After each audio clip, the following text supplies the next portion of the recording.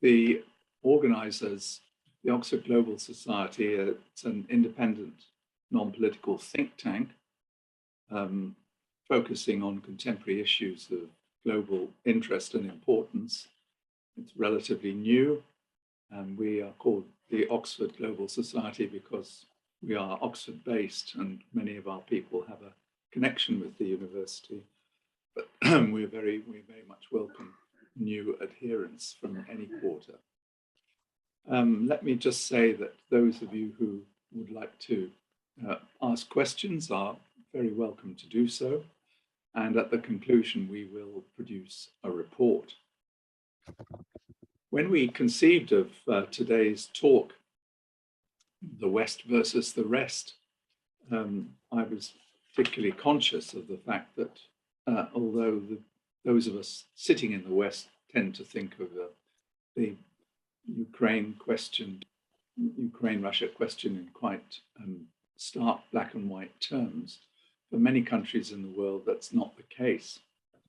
And while the vote in the UN General Assembly back in March had 141 out of 193 member states supporting the resolution in condemning Russia's aggression, there were 5 against, including, of course, Russia itself and Belarus, North Korea, Eritrea, and Syria.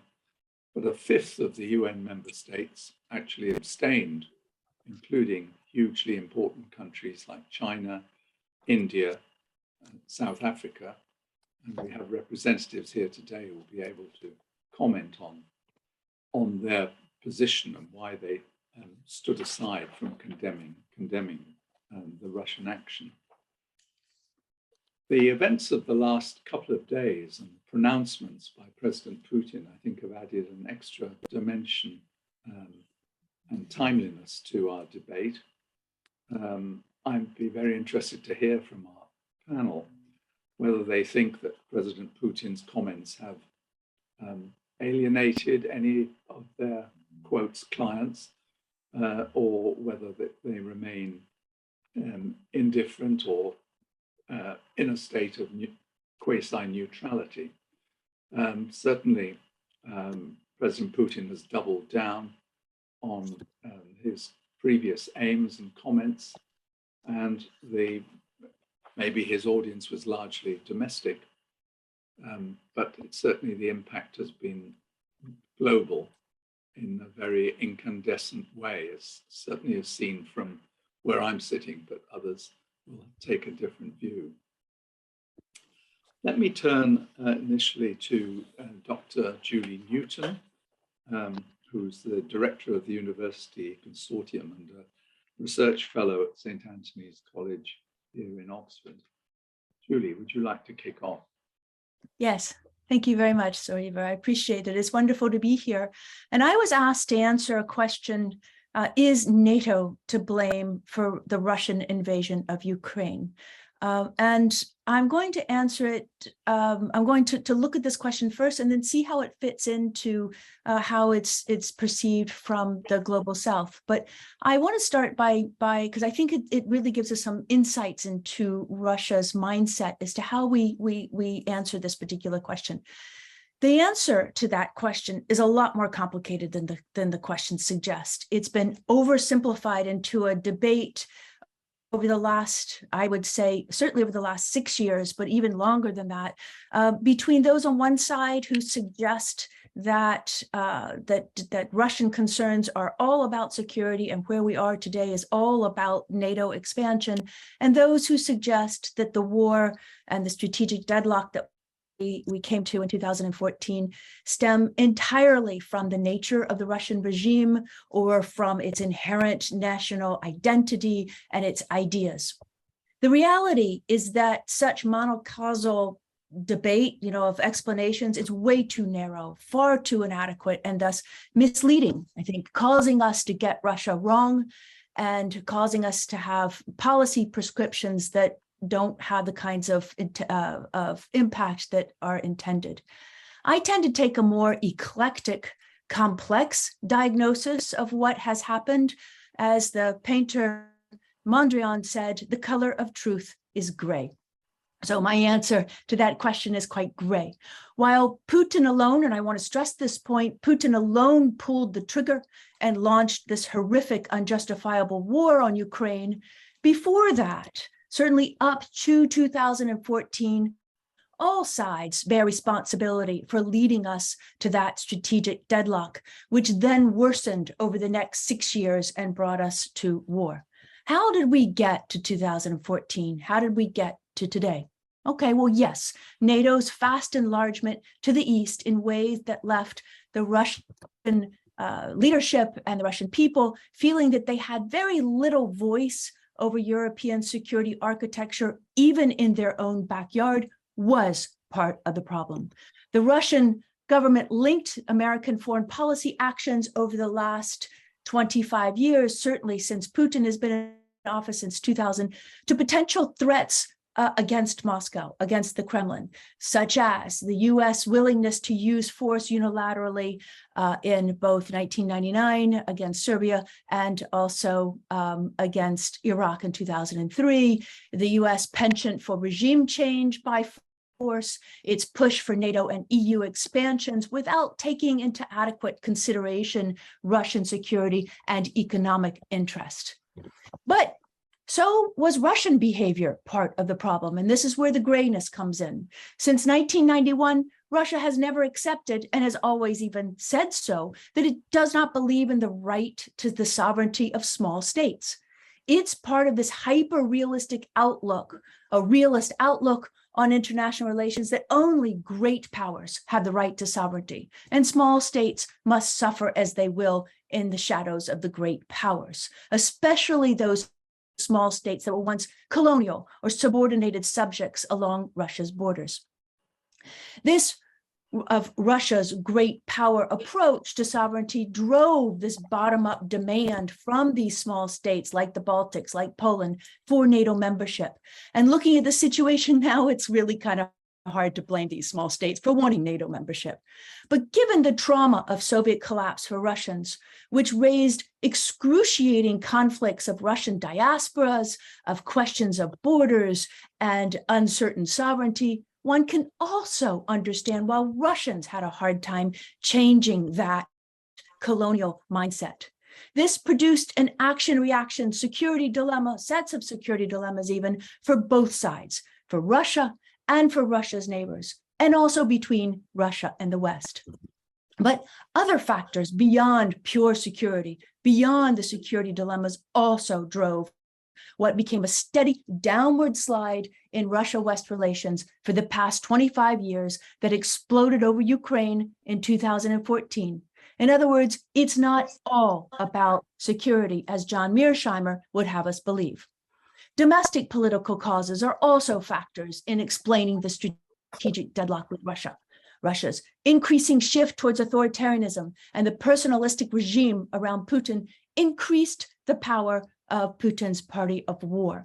And Putin's own ideas hardened over time and weakened the influence of domestic liberals and pragmatists such as Alexei Kudrin after 2014, and certainly today, there's hardly any place for any of the pragmatists in Russian power. Also, the domestic situation, there's a lack of accountability, no rotation of power, and we've all heard that part of the reason why Putin has made the mistake is because he's in an authoritarian bubble. The third set of causes would be, very briefly here, all of this is just skimming over it for lack of time, ideational explanations. In other words, factors of ideas and identity of how we got to this point. We call this the influence of national identity and ideas. In other words, with the repudiation in the late 1980s of Soviet values and the collapse of the entire Soviet Union, Russian identity after 1991 was formed around more negative forces of self-negation, humiliation, resentment, coupled with a sense of being disrespected by the West. It was really when Putin pushed back at the West and took back Crimea in 2014 that Russian identity shifted to one of pride, patriotism, and national strength. And it's part of the reason why the annexation of Crimea is so popular among Russians. They recovered their sense of power, of great power pride on the world stage. And this makes Putin's temptation to gain and maintain domestic support by resorting to the rally around the flag through war even more likely. So it's better to view the explanation of how we arrived at 2014 as a 25-year action-reaction downward slide driven by both external and internal causes, both material and ideational factors, including security dilemmas, the role of national identity, perception, misperception, emotions, as well as Russia's own gradual slide from 1993 onwards back towards authoritarianism and now into repressive dictatorship. So today, this war is an extension and exacerbation of the complex forces that I just described, but this war was not inevitable. It was ultimately the result of Putin's own decision to roll the dice. But to understand why Putin and his party of war chose war, it's important to look at the Kremlin narrative through their own lens. Let me do that very briefly in the time I have left, since the Kremlin's narrative also helps us understand Russia's attractiveness to the global South. Since Peter the Great, Russia has defined national security strategy in terms of great power status. This striving for great power is not just some Russian psychological complex, it's their strategy to ensure their national security against perceived and real threats, both internal and external. Internal threats to Russian cohesion as a state due to Russia's persistent weaknesses on the inside, and external threats or pressure from a superior West over the last 500 years. This means that great power status has always been imperative in Russian eyes for ensuring Russian sovereignty. And that's a key word, sovereignty, both inside for its borders and outside from the West. And Putin is just the latest incarnation of this age-old Russian approach.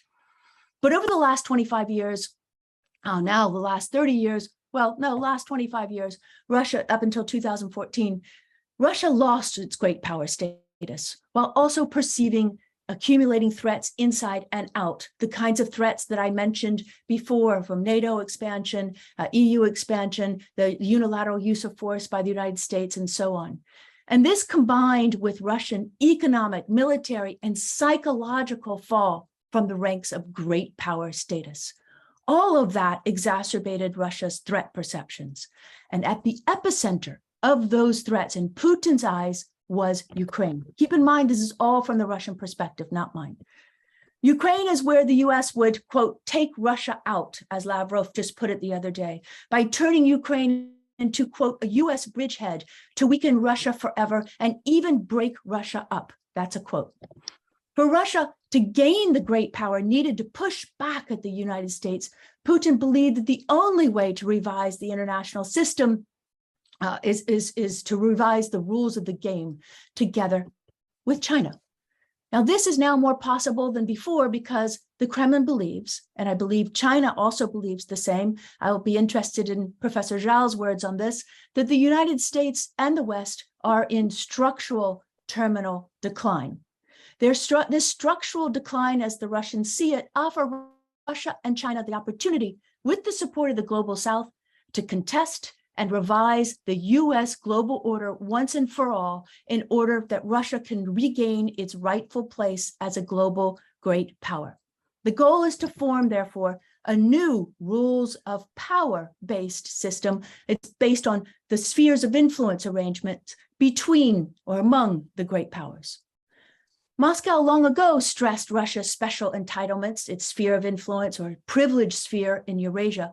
But after around 2012, Putin began stressing civilizational entitlements in this area and around the world. And now he stresses historical justice about restoring traditional Russian lands. So for Putin today, historical justice arguments now override international law. This is not about Russian exceptionalism anymore, about reclaiming its great power status. It's irredentism to reclaim its great power status and reshape the world order.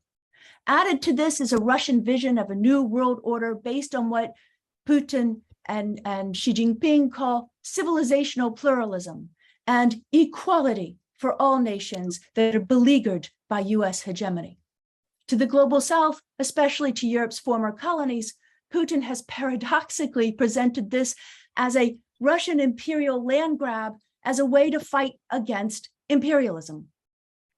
And it's effective. Well, so far, it appears to be effective. I'll be interested to see, at least from the Russian perspective, there's a sense that it's been effective. For Russia is making huge efforts to charm African nations and build on the Soviet legacy of ties there across the continent. Lavrov said the other day that since Africa has 1.4 billion people, they are now stepping up efforts on a yearly basis to maintain and increase African support.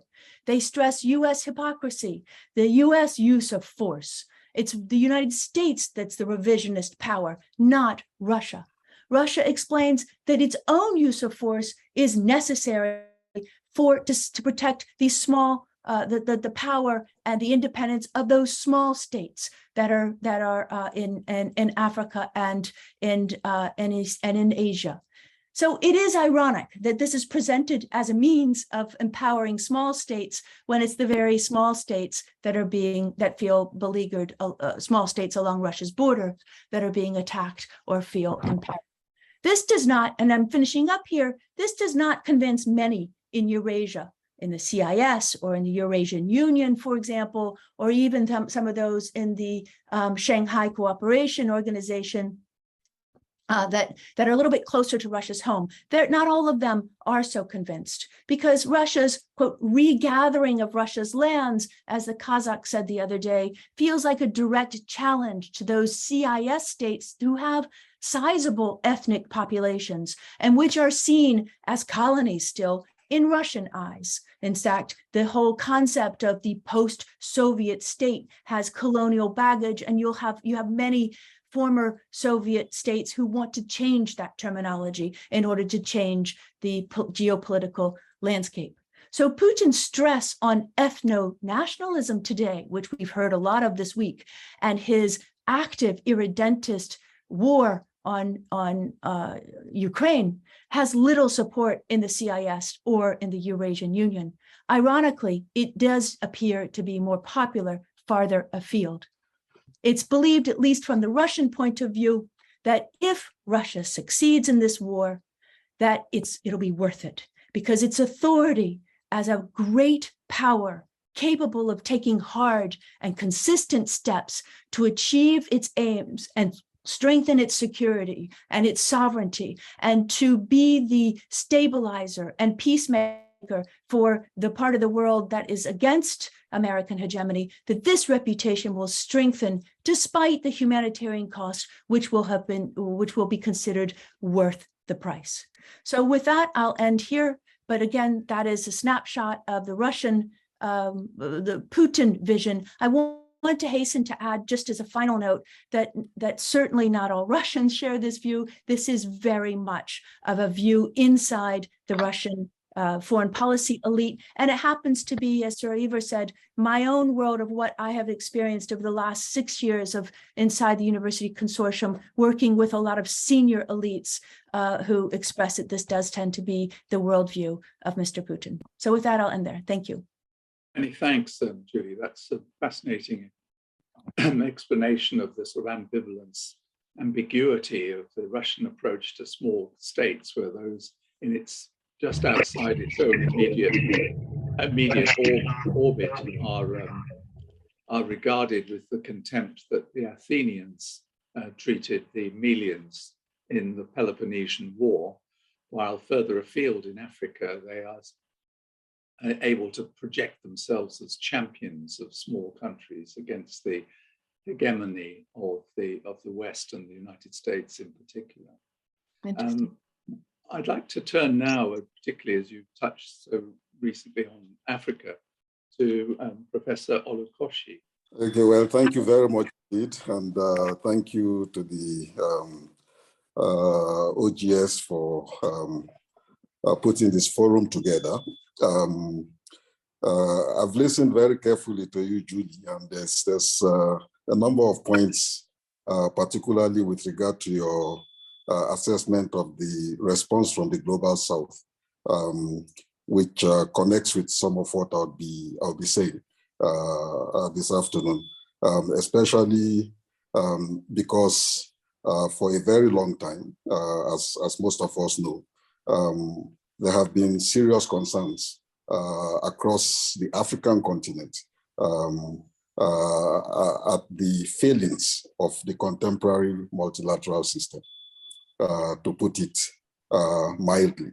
A multilateral system which had become, over time, less representative of the international community, and in which only a handful of countries have arrogated to themselves the right to define what constitutes the international and the kinds of responses that the international should have to challenges that face humanity on a common basis.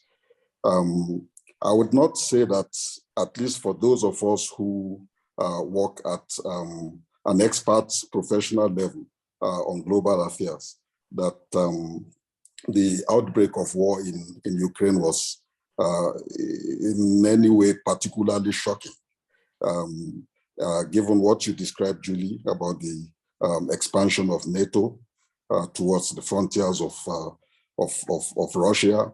I recall in conversations about NATO expansion, even before the conflict, many of us drew parallels between this old Soviet Union attempting to station missiles in Cuba, and Kennedy's reaction was swift and comprehensive in terms of the opposition, even threatening war, nuclear war, if necessary, to prevent that deployment at the height of the Cold War.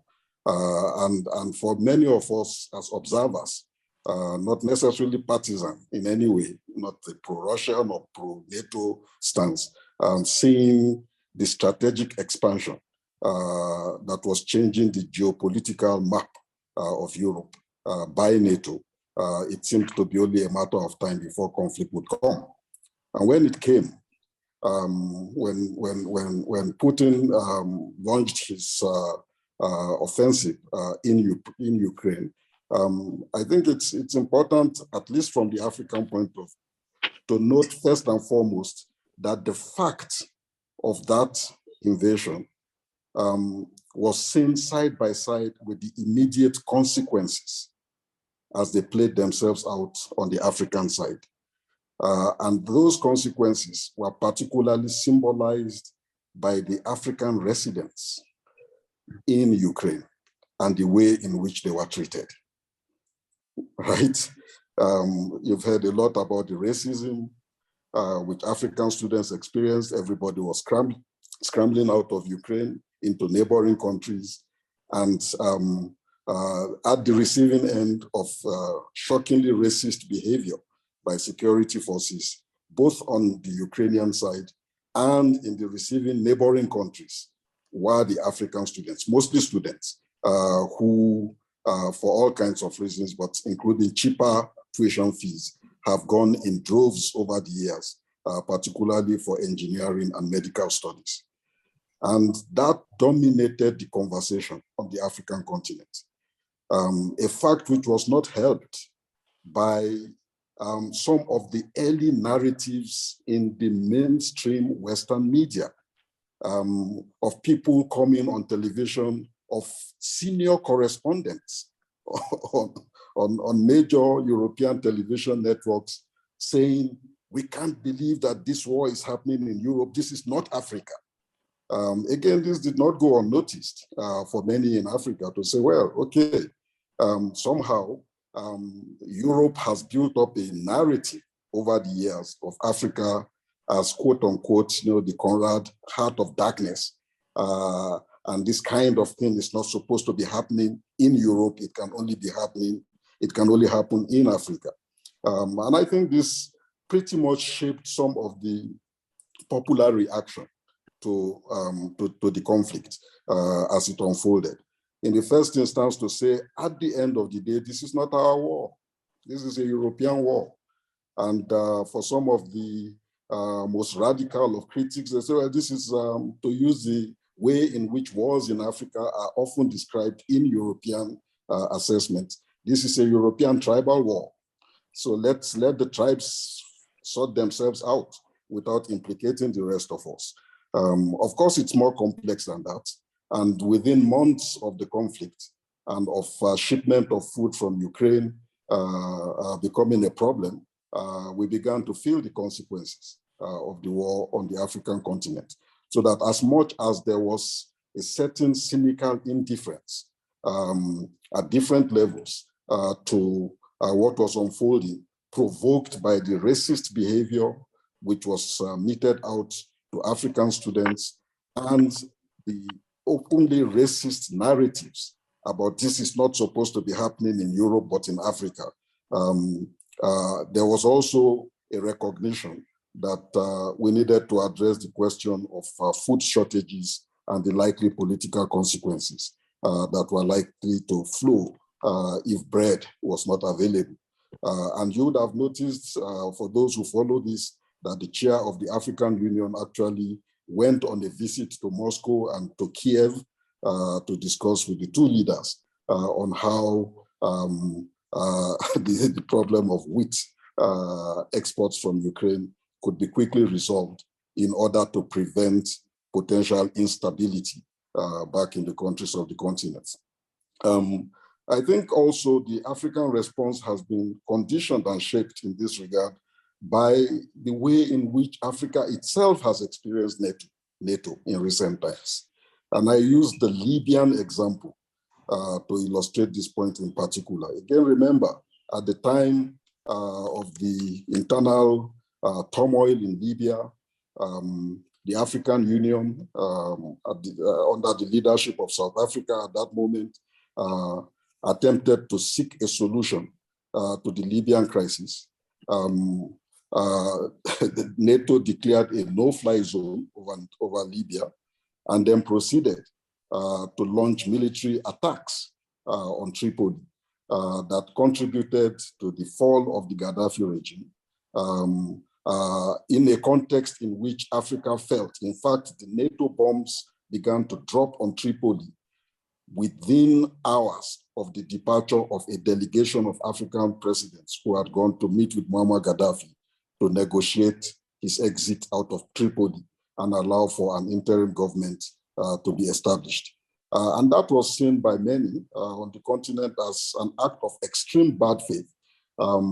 Most commentators would argue that this was essentially mostly driven by a lot of old colonial interests, together with some of the narratives of dislike that had been built around Muammar Gaddafi and some of his extreme acts of violence, allegedly committed sometimes even on European soil, and so on and so forth.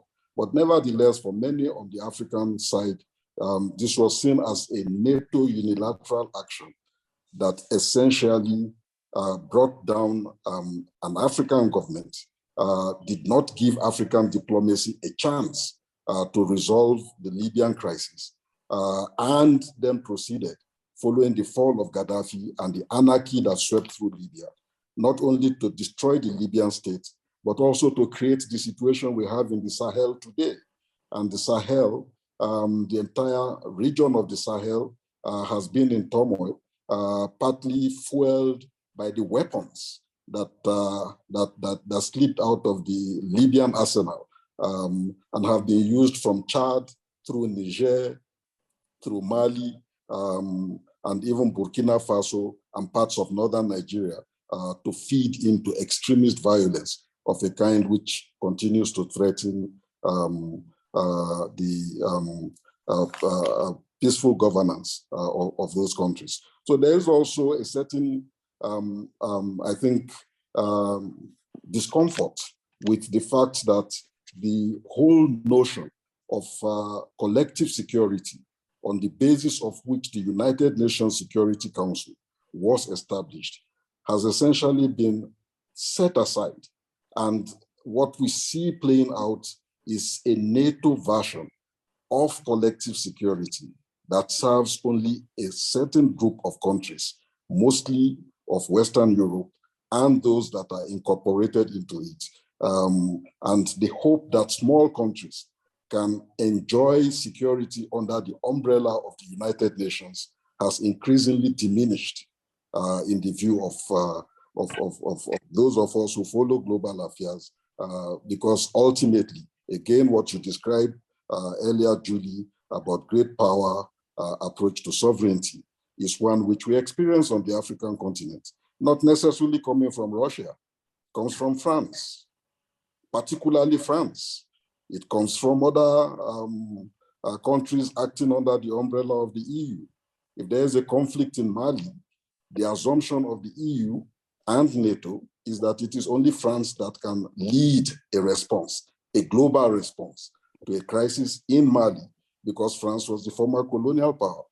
If something happens in DRC, there's an assumption that France and Belgium together are those who should lead the effort.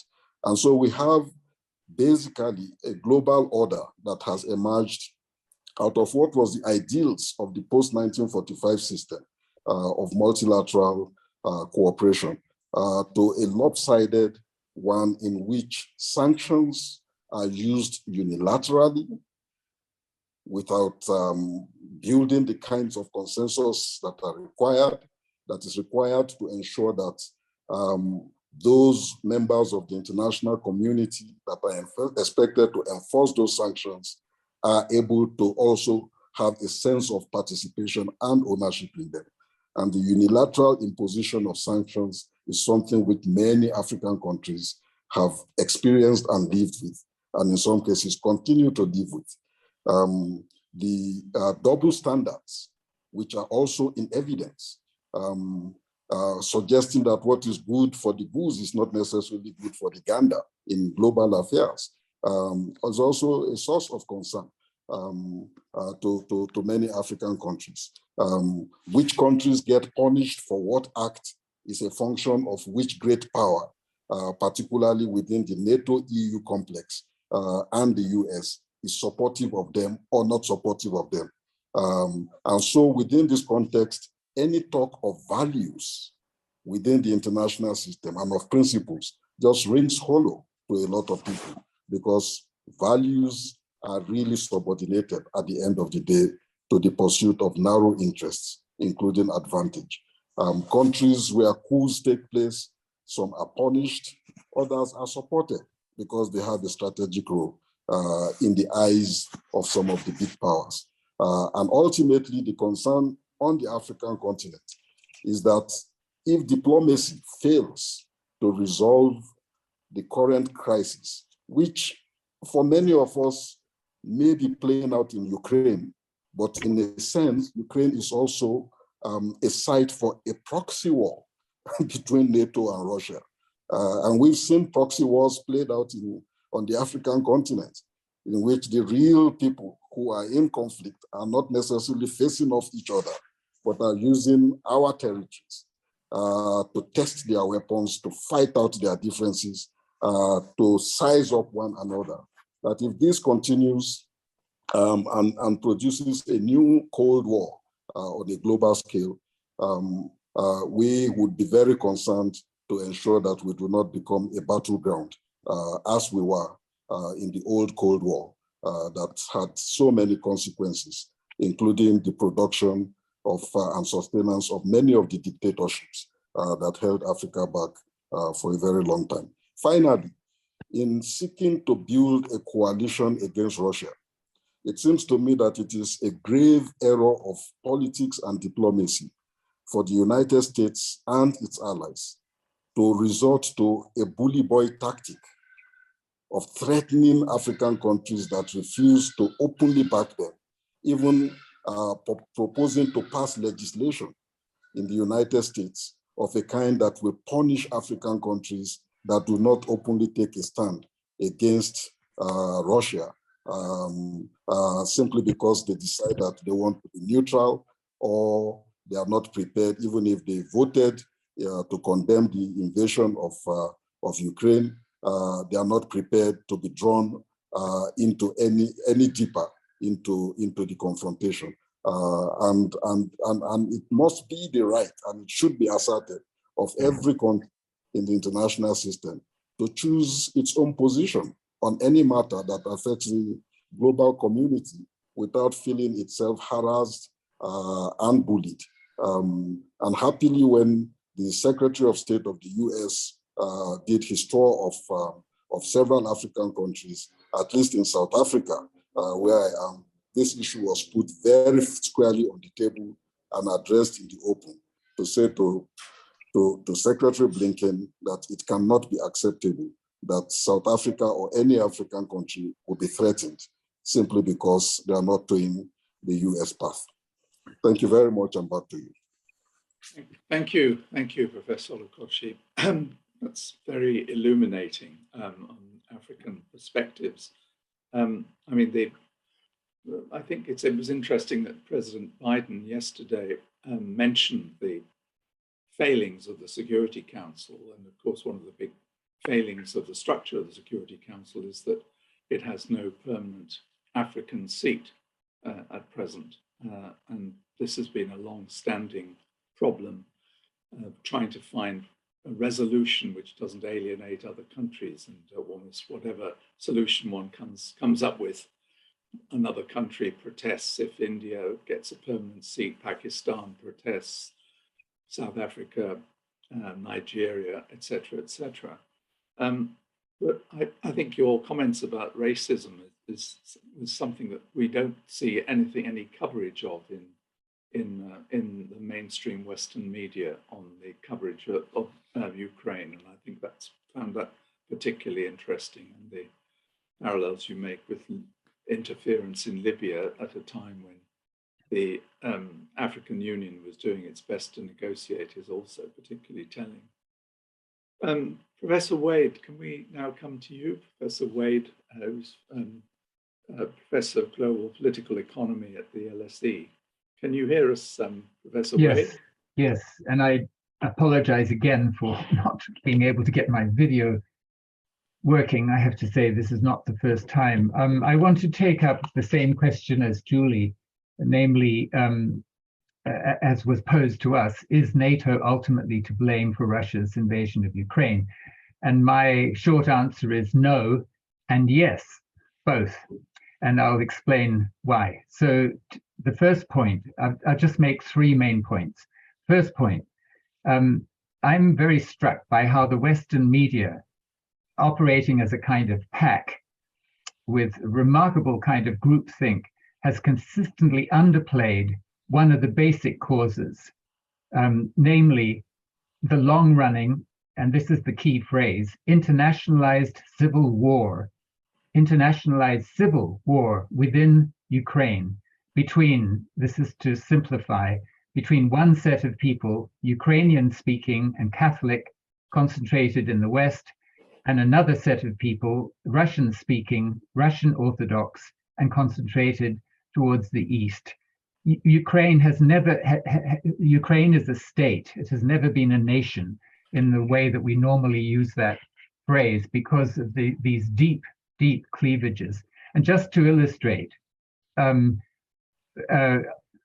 the 23rd of February, 2014, which was the day after Yanukovych fled the country, the first act of the Ukrainian parliament was to revoke the legal status of Russian as a national language, and more broadly, to prevent regions from allowing the use of any other language than Ukrainian.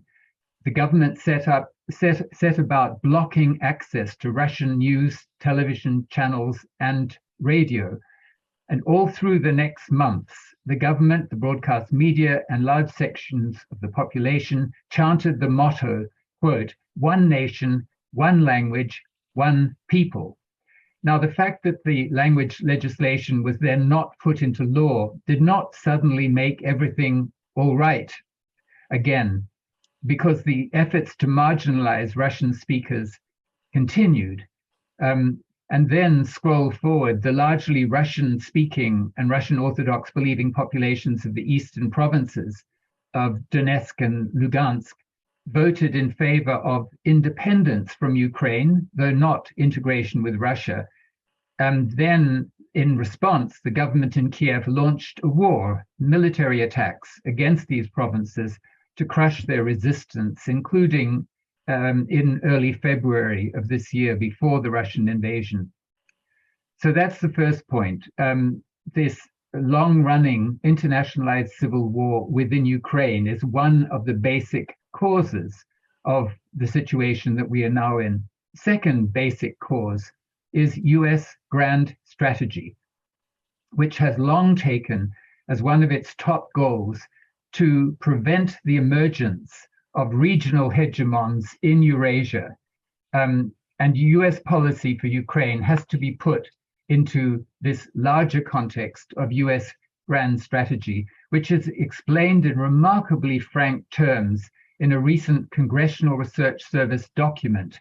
And I'll just quote one paragraph from that document in April of this year. Quote, "Most of the world's people, resources, and economic activity are located in Eurasia.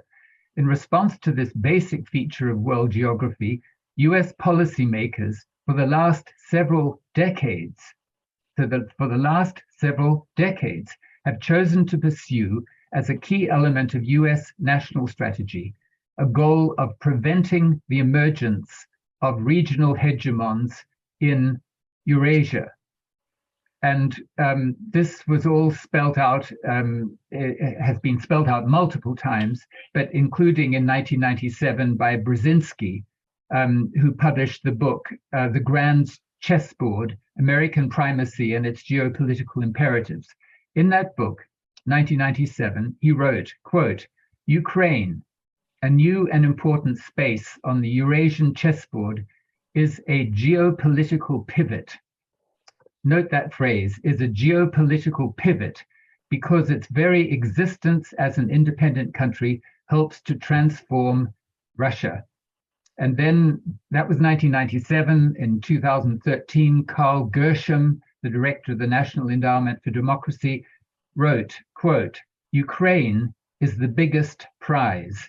And he went on to explain that if Ukraine could be pulled away from Russia and into the West, quote, "Putin may find himself on the losing end, not just in the near abroad, but within Russia itself." So we all cheer if we can get Ukraine away from Russia. So the basic point then is this: the long-held US aim has been to pull Ukraine away from Russia as a major step towards constraining Russian influence, and indirectly Chinese influence too, in Eurasia, and therefore sustaining US primacy, US hegemony on the global scale. And it is, I think, remarkable testimony to the US's continuing hegemony, despite what President Xi and President Putin say, the US's continuing hegemony, that it has mobilized such a concerted response amongst Western states in defense of Ukraine, including even the withdrawal of major Western companies from Russia, such as McDonald's. So that's the second point, US grand strategy and the place of Ukraine in US grand strategy to prevent the emergence of any regional hegemons in Eurasia. And the third and last point is to do with Russia. And this kind of echoes quite a lot of what Julie said, but the point is this: for many years before the invasion, for many years, the Russian state was primed to conquer Ukraine and make it what one ideologist in the 1990s, so we're talking 30 and more years ago, one ideologist in the 1990s described as, quote, "a purely administrative sector of the Russian centralized state," to make Ukraine a purely administrative sector of the Russian centralized state. Why? Because, as this ideologist explained, Ukrainian sovereignty was a huge, this is a quote, "a huge danger to all of Eurasia." Ukrainian sovereignty was a huge danger to all of Eurasia. And I want to now mention the argument of Jane Burbank, who is Emeritus Professor of History in Russian and Slavic Studies at New York University. And she reminded us that, quote, this is a quote, since the 1990s, plans to reunite Ukraine and other post-Soviet states into a transcontinental superpower have been brewing in Russia. In fact, of course, they've been brewing for much longer than the 1990s. And she goes on to say, a revitalized theory of Eurasian empire informs Mr. Putin's every move. And so this makes the point that Russia's recent strategy towards Ukraine cannot be understood purely as a defense against Western hostility, as in the US grand strategy described earlier. It's not just a defense against US and NATO strategy. And in particular, as the Russian economy has stagnated and Putin has lost popular support over the past decade, he has ramped up hostility towards the West, drawing on the oldest generalization in sociology, namely, quote, an external enemy can be used to build internal solidarity. So with those 3 points, I remind you of my short answer. Is NATO ultimately to blame for Russia's invasion of Ukraine, question mark? The answer is no and yes, both. Thank you. Thank you very much. Yes, it's worth reminding oneself that George Kennan, the great American diplomat, regarded NATO expansion as one of the most disastrous strategic errors in US foreign policy since the end of the Cold War. Yes. Let us move on to Praveen Donthi, if we may. Yeah. Can we hear the Indian perspective? Yeah. Thank you so much for inviting me. It's my privilege. I'm going to speak in a more informal way than in a formal presentation, so please accept my apologies. To start with, I'd like to address the question, how far does India buy the Kremlin's narrative of NATO's encirclement of Russia? It's just a moot point, Yes, largely the Indian public and in the Indian strategic community seem to agree that there is a case to believe in NATO's encirclement, but India is not concerned about that. Whether it is right or wrong doesn't matter to India. India has its own journey. India is a rising aspirational middle power, and its approach to international relations has been blunt realism of late. The independent India in the early 50s and 60s, it was the foreign policy of India was infused with a lot of idealism. Now it is blunt realism, and the realism of a middling power.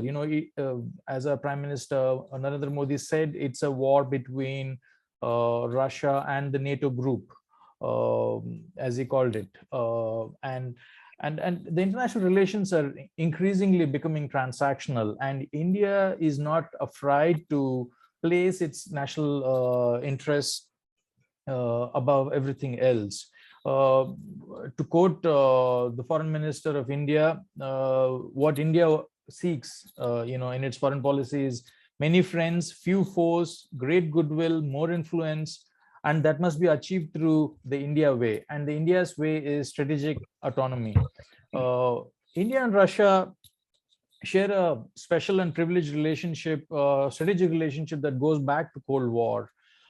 At its heart is military technical cooperation, and 60 to 70% of India's arms and defense systems are of Russian origin, including India's nuclear technology. Russia has helped India with building nuclear submarine, nuclear power plants, etc. Obviously this was not easy for India to get it from the West, These are the relations that Russia has invested during the Cold War.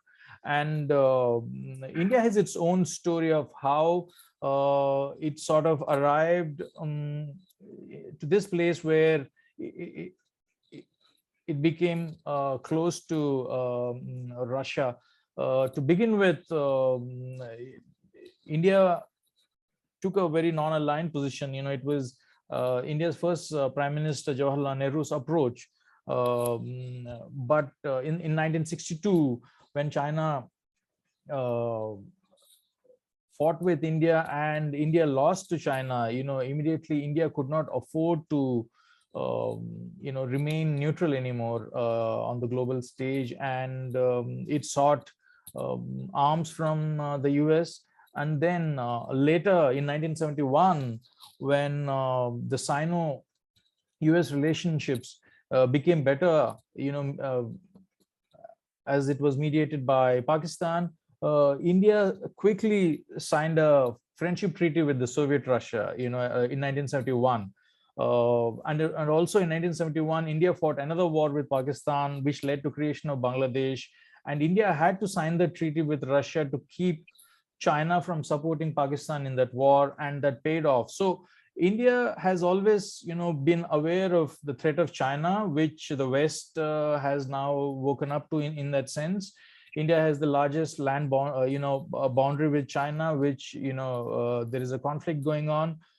So for India's foreign policy, there are two huge factors. Like, one is Pakistan, the Western neighbor, and two, China, the Eastern neighbor. The threat of China and Pakistan coming together with Russia is real. On the very first, just a day before the Ukraine invasion of Russia, Prime Minister of Pakistan, Imran Khan, was in Moscow.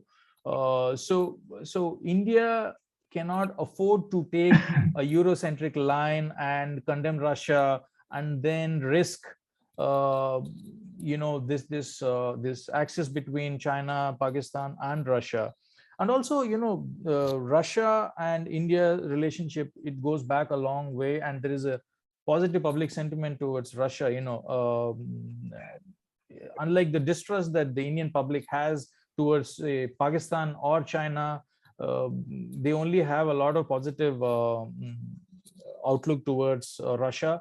It was evident, when we realized that, there were hundreds of Indian students studying in Ukrainian universities. So Indian government was mainly focused on evacuating them, and then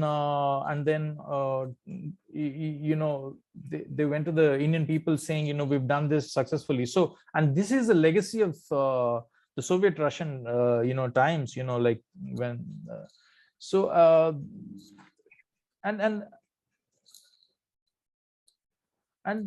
these two foreign policy concerns sort of drive India's decision making when it comes to taking a position on the Ukraine war. And it will be very interesting to note that, just a couple of days ago at the Shanghai Cooperation Organization, Indian Prime Minister Narendra Modi, in a private discussion with Vladimir Putin, said it's not time for war, which was lapped up by the Western media. The response from Vladimir Putin was not that of anger. He said, I know your position on the conflict in Ukraine and about your concerns. And this is September. And in March, if you go back a few months, a few US lawmakers were quite indignant and upset that India was not either condemning Russia or supporting the West in any of the moves at the UN.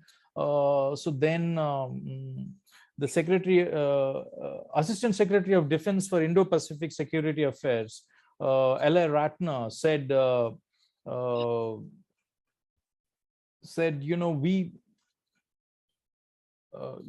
we understand India's compulsions. India has a very complicated relationship with Russia. What I'm saying is, India has been managing and balancing this act between these two warring groups. On the one hand, Russia is saying, I understand India's position, and the US, the United States, is also saying, I understand the India's position. And the criticism, there has been a lot of criticism for about India for importing Russian crude oil, etc. And they call it India's moral ambiguity, etc. So the Indian foreign minister has been pushing back quite aggressively, and he reminded, I think it was a session on Indo-Pacific strategy, for the alliance partners, and he said the world cannot be Eurocentric anymore, like it was in the past. So and India is guided by pragmatism and realism. So so this is the position of India when it comes to Ukraine war, and it is nothing to do with India is a democracy. It is a liberal democracy, but not in a Western sense. But at the end of the day, it has to look out for its own strategic interests, and that's exactly what India is doing. And it would be naive to expect India to follow, the West on every decision that it takes. And India has managed successfully to hold on to its pragmatic and realist position so far. And right now, even as Russia sees, experience reverses in Ukraine, India is keenly watching it, because if Russia loses this, or Russia comes out, weaker from this conflict, so it is going to be easier for China to sort of be the dominant partner in this bilateral relationship, and that's not going to bode well for India. So India is going to watch, and Indian strategic community also believes that this no limits friendship between Russia and China will not stand the test of time, because the Chinese influence is growing in Central Asia and Eastern Europe, etc. So, and Russia has in the past, during the Cold War, depended on India to counterbalance China itself. So India has a very different perspective about Russia-China relationship as well. And India needs Russia to counterbalance China as much as US needs India to counterbalance China.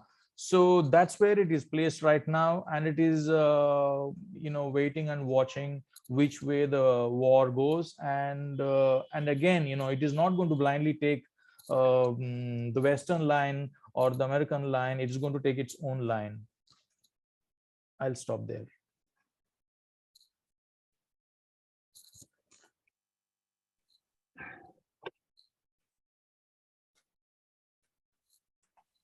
Thank you for that very accurate description of the what you rightly described as a pragmatic balancing act, and the need for India not to see Russia too weakened in terms of its relationship with China, and not to be too much of the junior partner, which obviously if it is significantly weakened by the war, that's where it will end up. Well, let's move on to China now. Professor Zhao Hai, perhaps you can take on the discussion. All right. Thank you, Sir Roberts. And thank you, Oxford Global Society's invitation. It's really an honor to participate in this dialogue. And I think it's very interesting that previous speakers addressed various aspects of the Russian-Ukraine war currently going on. And I think people are very interested in China's perspective, but I can only represent myself and try my best to explain China's position during this conflict and answer some questions. I'll be brief so that we can have more time to have discussions. But first of all, I wanted to say to my Indian friends that we have perhaps a border dispute, but China has never had a strategy to threaten India. And hopefully that China-India's relations can improve in the future. But it's more complicated than that. We can have direct discussion. First of all, I wanted to say that it's very good for this dialogue to start with a perspective on Global South, because currently there's more predominant view on the conflict talking about the East versus the West, or a more dominant narrative about democracy versus autocracy, which China refused. So I think this is timely to look from a different perspective, and also representing a larger view of the world instead of from a Eurocentric or Western-centric perspective. So first of all, I wanted to reiterate China's position on this war. China wanted to maintain neutral, or more just like India, more balanced position on the conflict in Ukraine. So first of all, China does not support Russian military operation. I want to make this very clear from the onset, because China did not know that the Russians will launch this war, and did not believe that the Russians will do that. Because the people I know, majority of the scholars in China fail to predict that the Russians would launch this attack. And also because China fundamentally believe or fundamentally oppose any military resolution or solution to international affairs. China, I mean, including me, do not believe that the military operation by Russia would resolve this issue. This issue will continue, and the war probably long lasting. So this is very bad for China and for the world, and it's also violating UN charters. So essentially, China cannot concur or agree with the Russian operation or Russian activity during this time. That's and if you're looking back, since 2008 and 2014, China has never accepted or recognized Russian annexation of Crimea or other land. I think Russian also agree with China that, or recognize China's position. And I think in the future, we're expecting a referendum in eastern Ukraine, and China will continue its position by not recognizing the Russian annexation of those parts of the land. But China maintained consistency. China does not recognize that, but China also does not recognize Kosovo, for instance. That's independent from independent state from Serbia. So that's number one. And also China wanted to maintain a normal relationship with Russia, both economic and military. That's why China recently participated in the Russian military exercise in its Eastern Theater. And that's China's perspective towards Russia. But at the same time, China refused to support NATO position. And that's very obvious, because from the very beginning, by the end of the Cold War, China believed that the continued existence of NATO has no meaning and should be terminated long ago. But on the contrary, NATO continued to exist and expand eastward.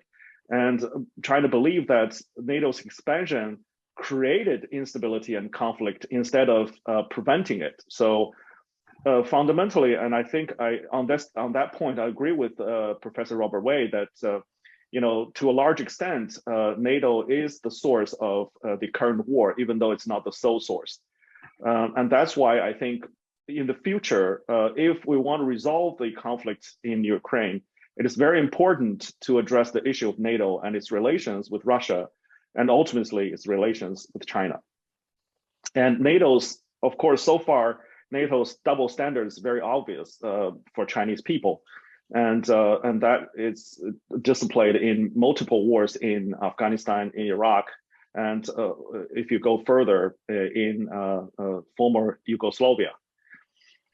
So exactly what is China's position? I think China stands with the interest of the developing world, with India, with South Africa, and with BRIC countries, and also with a larger developing country as a whole. And I think that's the will of the majority people on this earth. And China continue to express that we need to, uphold peace and development and make that the main theme of the world. That's why recently President Xi proposed two global initiatives. One is Global Security Initiative. The other is Global Development Initiative. And we continue to believe that, without security and development, things will get worse and more conflict will be created in this world. That's number one. And number two, I think I agree with my colleagues by saying that the feelings are not mutual, because recently I think since the beginning of this war, many European colleagues try to pressure China and want China to side with them, and feel disappointed by China not saying invasion or condemning Russia's activities. However, from Chinese people's perspective, this war is a European war, number one, and also it's not so different from many other wars in the world, including previously in Southeast Asia, in Middle East, in Central Asia, or in Africa. That Professor also mentioned many conflicts that happen in this world. This world is not a peaceful world, and therefore, one more war should be treated equally instead of being treated as the only war or only humanitarian crisis in this world. And that's why China has been very vocal supporting or addressing the current human rights crisis or a humanitarian crisis in Afghanistan, for instance, and also in Yemen. So in many respects, those humanitarian crises is even more dangerous and harmful to the people of those countries. So that's why I think if the West is looking at this without double standards, they should pay more attention to other conflict and treat other people as equals instead of just focusing on their on the Ukraine war. But that's understandable because that's at their doorstep. But in reverse, they shouldn't ask China to see this war from their lenses. From Chinese people's feelings about Ukraine, that's also a very important factor because I think Chinese people liked Ukraine, and our two states are quite close up until I think 2014, 2015. We have very close relationship of the Cold War, and Ukraine has provided a lot of technology and know-how to China, and China also provided a lot of investment. We have huge investment in Ukraine. So mutually, we're quite close. However, recent events sort of diminished this friendship. For one key example is China's purchase of Ukraine engine company, Aero engine company, and that deal was prevented by the United States. And then, of course, Ukraine government bought that reason as a national security threat, and then pushed Chinese companies out.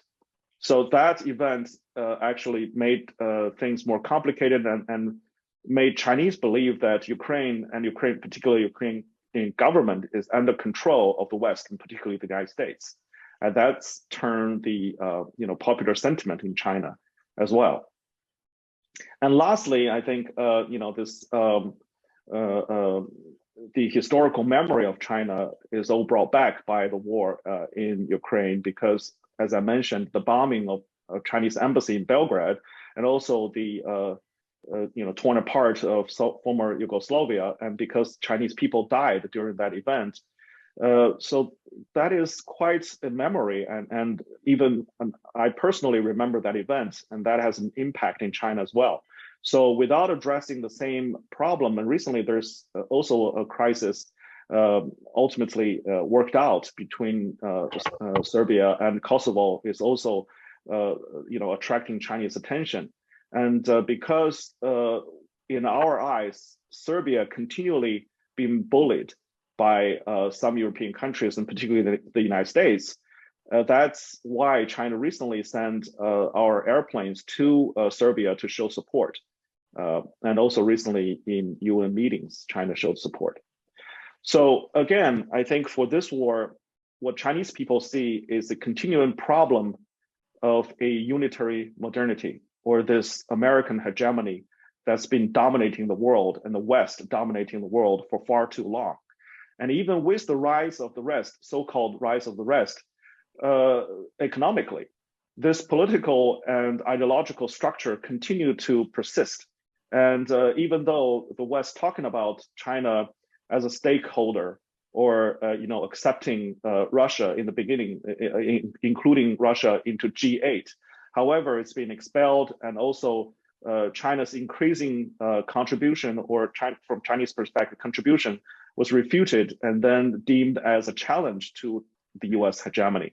So I think it's very important to understand China's position by looking at how China has been denied its access to a larger role in the international affairs, and also including developing countries into a larger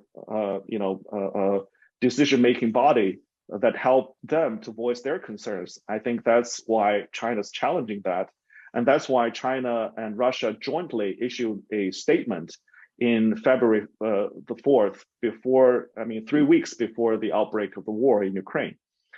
And I think that statement, it said it very clearly that both China and Russia see the future of the world as, we need a democratization of the international relations. And also we need to recognize multi or plural modernity and different path toward modernization instead of being, recognizing only one path, the end of history kind of a narrative.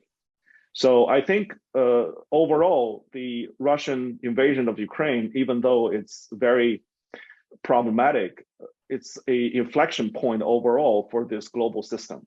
And the future, of course, currently there's a great debate about where the world is heading and what kind of future global system will emerge. It is still very uncertain. There are multiple outcomes that is possible. However, no matter what, I think the rest of the world, and particularly global South, will rise in this world with the empowerment of those countries with new technologies, with the spread of the manufacturing and know-how to the world. So I think rebalancing and creating a more accommodating structure to those countries is very important. And after this war, both Europe and particularly the United States need to rethink about the future of this world. However, during this process, I would say again, it is very, very chaotic and very, very dangerous because there is a dual change that is going on, both internationally and domestically. In the United States, there's a rising of populism and Trumpism still ranging. And also in Europe, I think with the war going further, there was also a split and sort of polarization in Europe. So I think this trend will continue, and we need to find out a better way to manage differences and create consensus globally to meet our common challenge instead of focusing on this geopolitical competition or ideological competition alone. I will stop here and gladly answer further questions. Thank you very much. Thank you very much indeed. I mean, I think you and indeed others have highlighted the way that NATO is regarded as a contributing factor in all this, and the enlargement of NATO, of course, has been a whole question that's been debated, and going back to Putin's sense that he was double-crossed by the Americans, and James Baker's famous line that if the Soviet Union agreed to German reunification, there would be no expansion of NATO, not 1 inch eastwards of Germany's borders. And of course, that was quickly changed, notably under Clinton.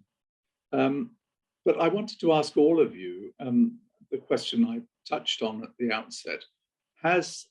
You've talked about this as a European war, why should it be regarded as anything different from wars in other parts of the world? Well, I think the answer is nuclear. When you have someone who has his finger on the nuclear trigger, like President Putin, talking in, I can only describe as apocalyptical terms 2 days ago, even more recently, about using every means at his disposal to defend Russian territory which could actually be effectively annexed as a result of these bogus referenda that are about to take place. That does transform things, doesn't it? I mean, it's not just a usual war, it's a war which could have absolutely global impact.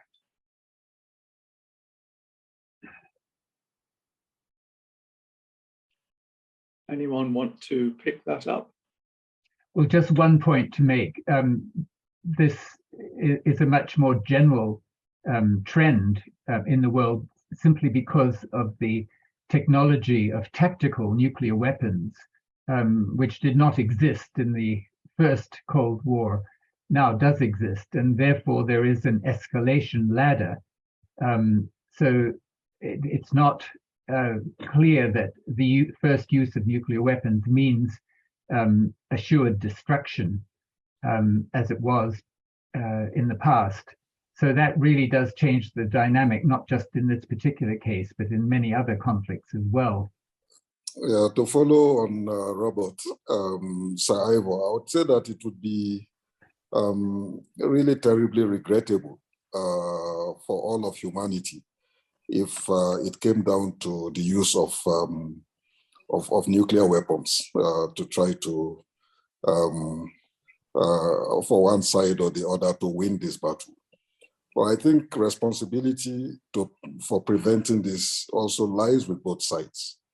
I mentioned earlier that what has been particularly surprising to me and to many others on this side of the globe is the astonishing failure of diplomacy.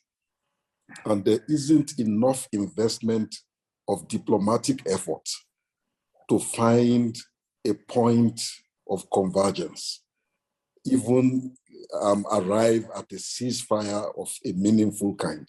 I am sometimes very shocked at the bellicose language that comes out of NATO headquarters.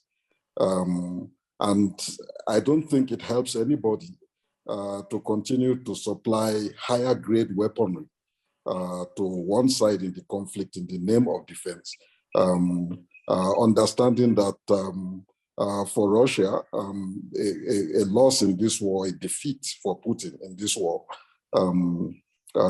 is something which will not be taken easily, and every step will be taken on their side to try to prevent this happening.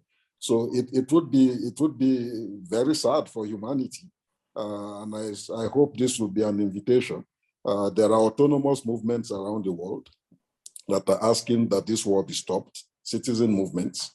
I've signed up on one or two of such calls for an end to the war, but leadership has to be exercised here.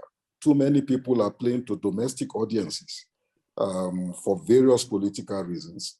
Too many historical hatreds, it's not too strong a word to use, also being played out, both in the language of engagement and diplomacy, which is conducted on the basis of a zero-sum approach ab initio, is an indirect invitation to an all-out war.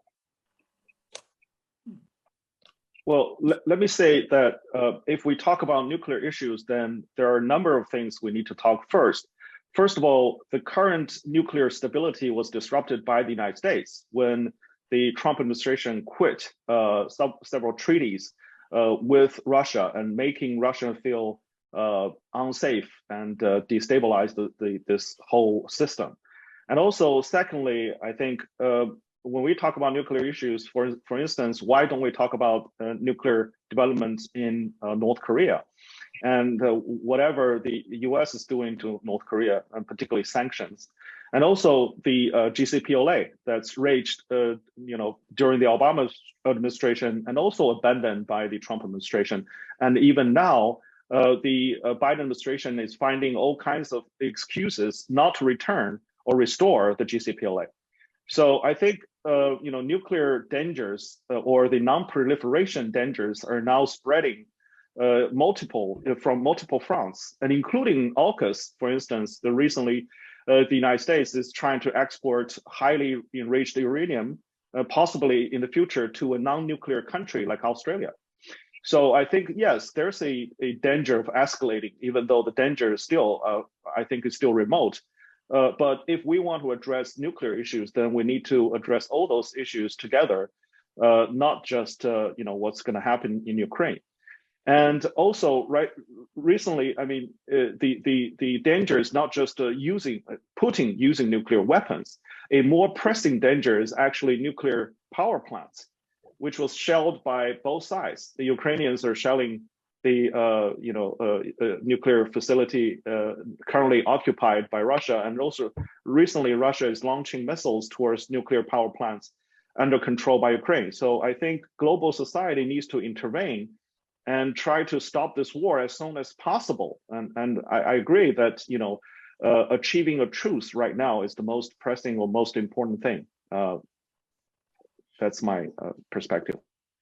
Well, could I just say, I mean, nobody is more in favor of diplomacy than I am. I've spent 40 years as a diplomat, and I've written extensively about the need for diplomacy.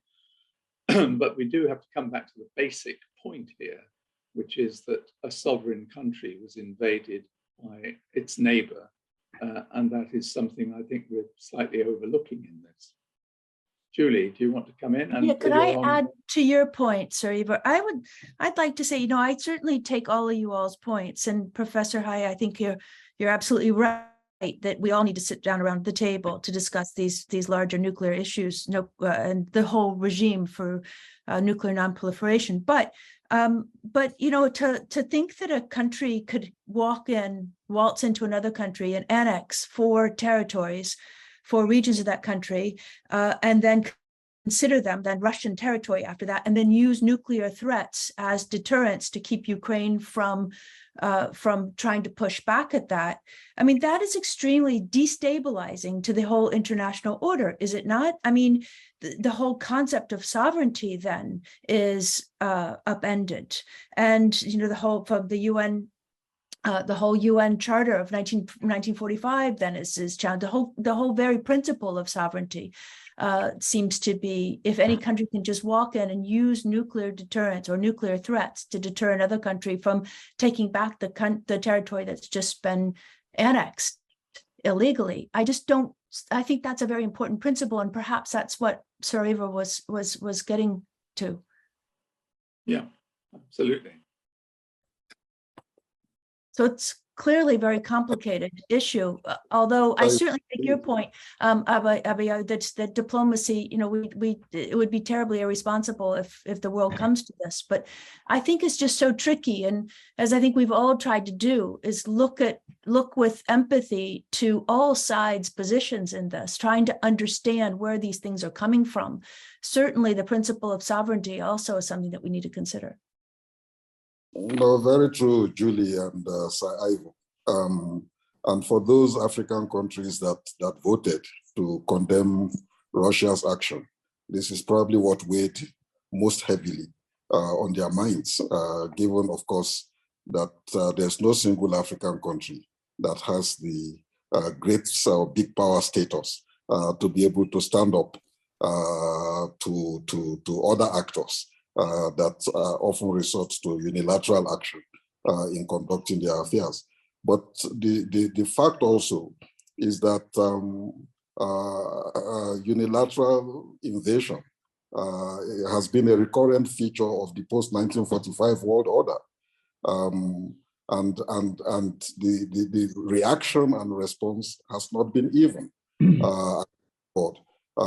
Some of those insisting on the upholding of the principles you describe have themselves been very guilty of direct invasion of other countries unilaterally, sometimes on the basis of information that is patently invented and false, and nobody has taken responsibility for that.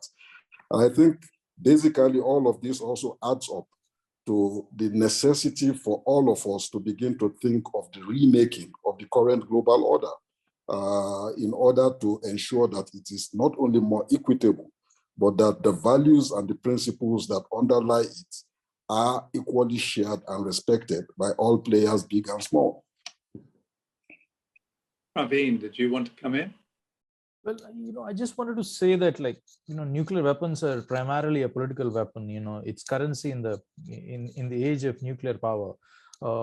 And India, for instance, has pledged of no first use. You know, so it primarily looks at nuclear weapon as for deterrence. You know, but beyond that, I don't want to engage in like more, you know, sort of any kind of speculation, but I've heard that there are some early rumblings of sort of nuclear, technology and development, in Japan and South Korea as well. So this might have, after the Taiwan crisis, the recent Taiwan crisis, there are changes, so there are lots of, things in action right now, but I don't really have much to, contribute on that question, because, for me, I mean, Vladimir Putin himself said, if the United States or the West supplies long-range missiles, that would be crossing the red line. So I think, talking about nuclear weapons is like a little far ahead, for me, from, my point of view. I could be wrong, I could be off the mark, but that's my take. All right. Can I say that there's a problem with sovereignty, and it's also double standard? I mean, previously, after the Cold War, in the West, people don't talk about sovereignty. People talk about human rights as an excuse to intervention into other countries. And now, all of a sudden, the United States rediscover sovereignty and insist that sovereignty trumps everything else. I mean, I think that's very problematic. Either you uphold sovereignty and apply that to all the other countries, and also, stand up against the United States violating other countries' sovereignty, or you recognize that sovereignty has limits. That if somehow, as Professor Wade talked about, the potential civil war or ongoing civil war in Ukraine, I mean, you recognize that that needs to be addressed regardless of sovereignty. Previously, there's a Minsk agreement. If two sides follow Minsk, then there won't be a sovereignty or won't be an invasion. And right now, I think that's because of the falling apart of the Minsk process that leads to what happens today. So again, I think we need to treat sovereignty with consistency. Well, I'm not sure we're going to get much further on this. We've blamed various people for what's happening. I think my view would still be that the principal blame lies with one man in Moscow. But I think we've brought out in this discussion the many other aspects which are playing and informing the views in different parts of the world, in particular in the global south. And I think that's made the exchange extremely valuable, and I hope we'll be producing a report which people can think about and reflect on. So Ivor, can I just add one sentence to what you just said? You said you think that the primary blame rests on one man in Moscow. And I think it's worth making the distinction, and Julie referred to this, between who pulled the trigger and who made the gun.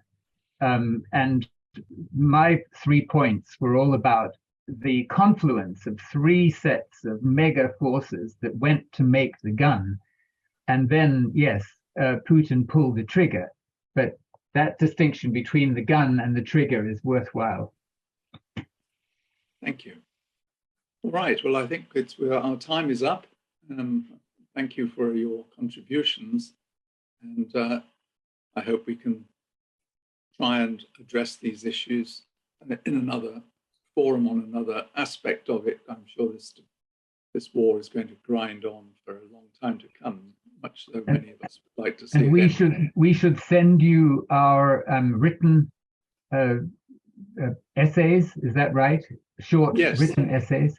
Yes, your short reports. Yes, please. Yeah. Okay. All right. Thank you all. Enjoy the rest of your day. Now I have to fix my video. Thank you very much. Thank you so much.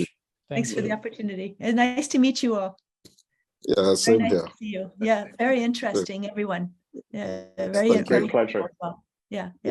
Well, hopefully we can have another discussion about the outcome of the future of this conflict instead of dwelling on whose responsibility is that. There's a wonderful question here. Some of these questions are wonderful, and someone wanted to know, okay, we've laid out all the problems, but what are we going to do about them?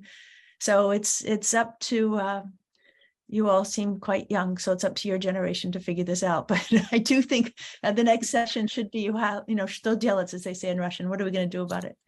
But Yeah. very nice to meet you all. Thank you. Okay. Bye. Bye-bye. Bye-bye.